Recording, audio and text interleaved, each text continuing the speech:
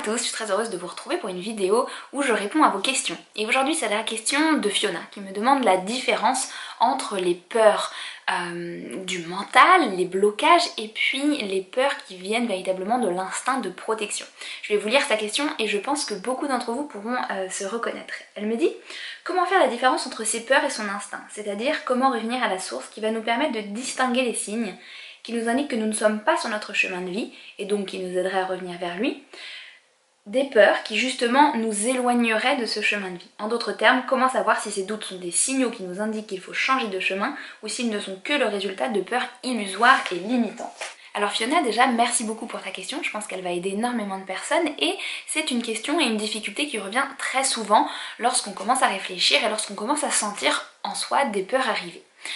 Comment faire véritablement la différence entre les peurs du mental, qui sont des blocages et qui sont des sentiments d'impossibilité, des fausses croyances, et véritablement les signes et le ressenti qui nous indiquent que nous ne sommes pas sur le bon chemin? Et bien déjà, en reformulant ta question, j'ai commencé à y répondre. Lorsque ton instinct entre guillemets de survie, ou lorsque en fait c'est ton âme qui prend les commandes et qui t'indique que tu n'es pas sur le bon chemin, qui t'indique qu'il y a un ajustement à faire, alors ce n'est pas dans le raisonnement que tu ne vas pas sentir que c'est le bon chemin, c'est dans ton ressenti intérieur. C'est-à-dire que dans ton ventre et dans ton cœur, véritablement là, dans ton plexus, tu vois là où il y a les émotions, tu vas véritablement sentir que tu vois comme on dit, tu le sens pas. Justement, tu vas te sentir pas à ta place, tu vas te sentir pas très bien, tu vas sentir que c'est désagréable. Imagine que tu manges quelque chose qui n'est pas bon. Tu vas sentir avec ton ressenti tes goûts, au-delà de la réflexion mentale de est-ce que c'est un goût plutôt sucré, plutôt salé, amer, etc. Tu vas simplement sentir que tu n'aimes pas, que ce n'est pas pour toi, que ton corps, ton ressenti intérieur n'est pas en phase avec l'aliment en question. Et ça, finalement, c'est au-delà de la réflexion de la raison. Tu vois la différence?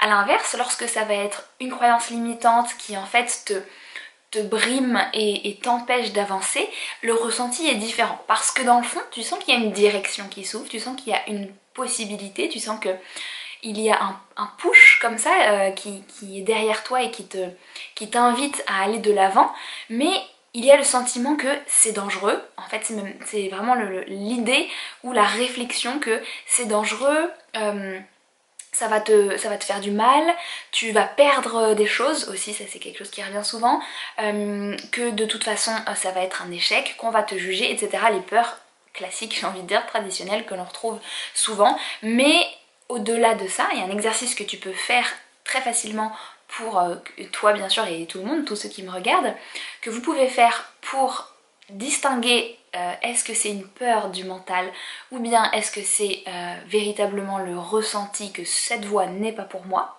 Eh bien imaginez-vous dans la situation si vous n'aviez aucune peur et si tout était ok, si tout était parfait comme vous aimeriez, c'est-à-dire que vous n'aurez jamais de problème d'argent, personne ne vous jugera, que vous avez la certitude que ça va marcher, etc. Vous voyez, projetez-vous dans la réalité comme si tous les risques potentiels étaient déjà éliminés.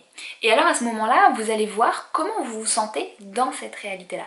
Si vous vous sentez porté, si vous vous sentez bien, si vous sentez que ça vous pousse à aller de l'avant. Je suis désolée, la lumière change parce qu'il y a un énorme rayon de soleil qui vient de rentrer par la fenêtre.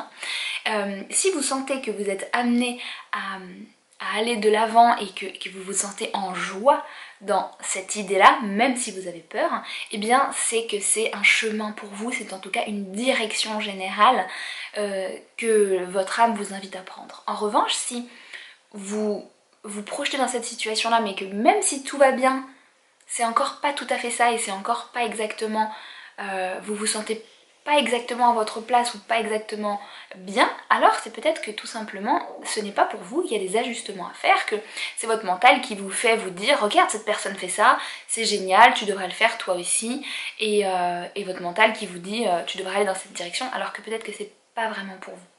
J'espère que ça aura répondu à ta question Fiona, que ça vous aura aidé. En tout cas, faites toujours confiance à votre ressenti intérieur qui lui est beaucoup plus profond et va au-delà des mots et du raisonnement intellectuelle et mentale. Et je sais que c'est bien souvent le problème de j'ai mon mental qui est trop présent. Et pour ça, je vous invite à vous détendre, à prendre une grande respiration et à revenir à votre corps, à revenir dans vos ressentis intérieurs plutôt que toujours à vous fier à vos pensées et à votre raisonnement, qui sont par ailleurs extrêmement importants et il ne s'agit pas de les désactiver et de les mettre de côté complètement.